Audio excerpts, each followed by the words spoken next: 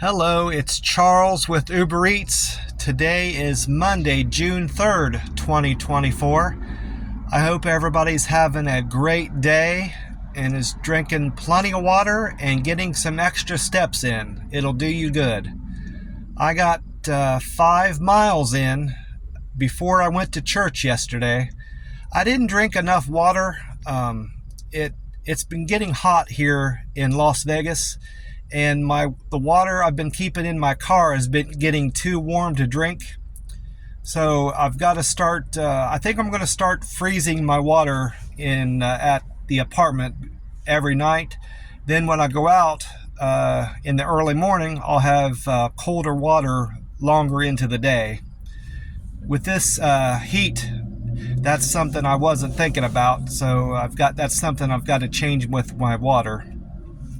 I need to make sure that I mark it in the freezer so nobody bothers it. I've got, like you all know, I've got roommates that I live with, and I don't want them messing with my stuff. I don't keep anything in the fridge, so that's something that's going to be different. I got to make sure they don't mess with my water in there. As before I forget, I do want to mention about my roommate. That girl that was living in the apartment with us above me, she got kicked out.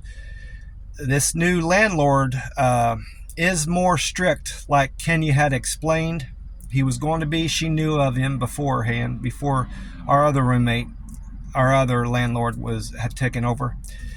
He was I guess he might have ran the apartments before then. But anyway, he ended up kicking her out over her boyfriend, or some guy she knows, came by during the day. I wasn't there. Kenya was there. He came by to drop off her gun for her. Well, you can't have guns on the property, even if it's registered to you.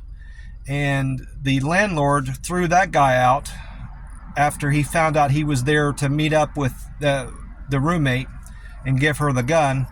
And then because the boyfriend or friend of hers caused such a commotion in our apartment, the landlord kicked her out, because you can't, like I said before, you can't have guns on the property. And so now we're down to 3 people in the apartment again. So just wanted to update that about my roommate situation. So it's just Atlanta, Kenya, and me in the apartment now. You all have noticed that I've deleted the majority of my videos. The only way I can explain it is I woke up that morning and something inside me, the spirit, God, Jesus, whatever, I don't know what it was, told me that I needed to delete my videos. And I pondered it, I meditated on it, I prayed on it throughout the morning, and didn't give it a whole lot of thought. I felt pretty resolved about it when I woke up. You know, I knew I was going to do it, but I didn't want to just jump and do it. I still thought about it some more, and I was still feeling like I needed to do it, so I just did it. And that's the only way I can explain it. I don't have any regrets on deleting him. I fully intend and am obviously making more videos, so I'm not stopping my YouTube taping. It's just something I felt like I had to do, and that's the only way I can explain it. I did go to church yesterday, of course, and Pastor Jake delivered a sermon on nope, related to hoarding, saying nope to hoarding. And I knew, I had an understanding of what hoarding is, of course. It's basically collecting way too much stuff, more stuff than you need or even want, or you may not even know what you have at some point. You've got so much stuff. Well, Pastor Jake explained that for the purposes of his sermon, I've got some notes written here. That's why I'll be looking down. Pastor Jake said that hoarding is having more than you need, more than you can use, and or more than you can appreciate. So that makes sense to me in terms of hoarding. He wants us to read James, of course. All the Nope sermons were from the book of James.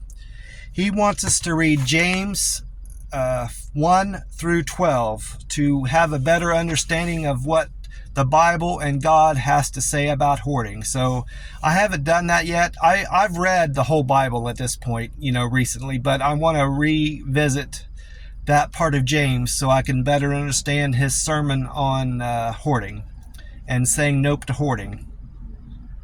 So anyway, some of the themes that Pastor Jake touched on in his sermon about hoarding, he said that 3 reasons why we hoard is that we have a fear of running out of something.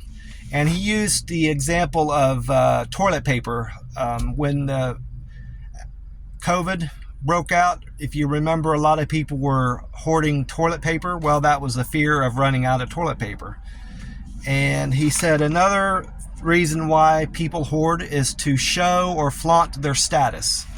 So you might have extra cars that you don't need, money that you might have money in the bank that you don't necessarily need, a house, have an extravagant house that you don't really need, with a bunch of rooms and bathrooms that you don't use. Those are examples that I can think up off the top of my head, of flaunting status. He didn't really give a lot of good examples of that in a sermon, in my opinion. And then the third reason he said is that people have a lack of faith in their life. Belief in God, and they don't follow the church and Jesus Christ is why they might hoard stuff. Another theme that I noticed in his sermon, Pastor Jake's sermon, is that he explained that hoarding is bad because it will increase your anxiety, it's exhausting, and it keeps us focused on small things rather than the big things and good things in life. And that all makes sense to me. He did mention something from the Bible and outside of the book of James. He said the first line in Psalms 23 is a good reminder why we shouldn't hoard and we don't need to hoard. It starts out, it says, "The Lord is my shepherd, I shall not want." And that means, I lack for nothing. If you have Jesus in your life and let Jesus lead you, be your shepherd, you'll want for nothing. So that's a great message. That's a great anti-hoarding message, in my opinion. Pastor Jake said that too.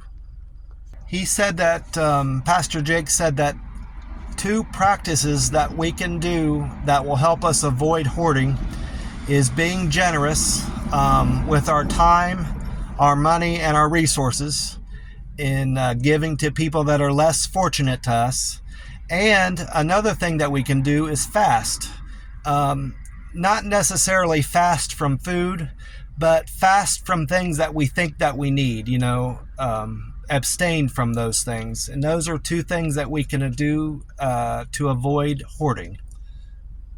And the last thing I noted from his sermons, a theme from his sermons, is that when we turn away from hoarding, when we don't hoard stuff and do without for a while, God and Jesus will fill in the gaps that are there from us not collecting things. So we need not be afraid of doing without if we're abstaining from things that we feel like we want, because God, our belief in God and our following Jesus, that will fill in all the empty spots that we have from not hoarding.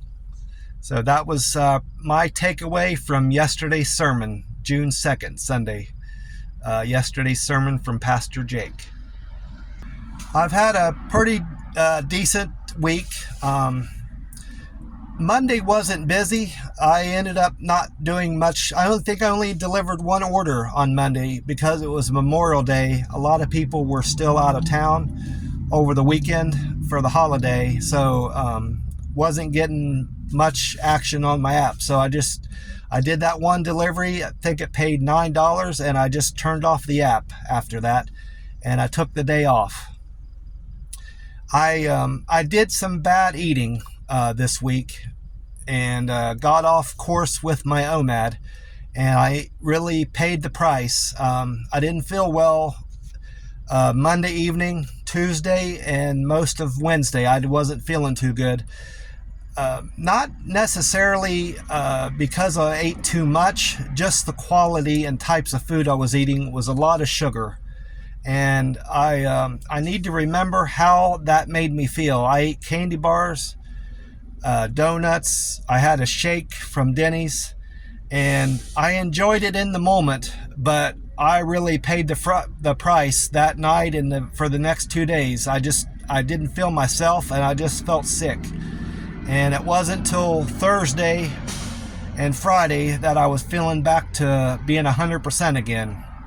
So I've been good. I know it's only been a couple days, but these last 2 or 3 days have been much better, and I'm being more on track with my 1 meal a day plan, and I need to stick with that because I certainly feel a lot better.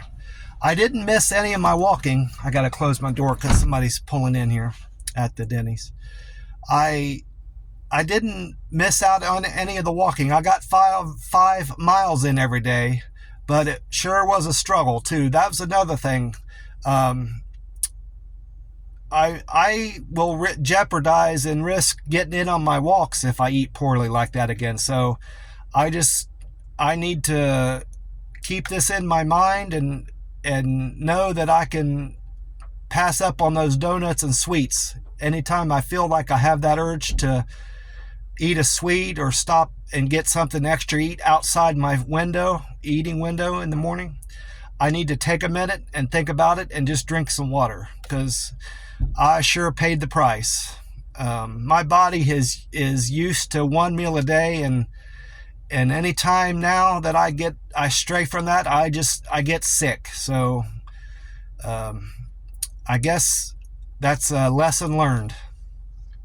I'm back pretty much to the weight I was before Monday. I had gotten up to 145 point something. Now I'm back down to 140.2 this morning. So I'm back to almost below 140, which is where I want to be. I want to be just almost 140, like 139 point something is my where I feel the best. So probably tomorrow or the next day I'll be back under 140 again, and that's where I need to try to stay going forward.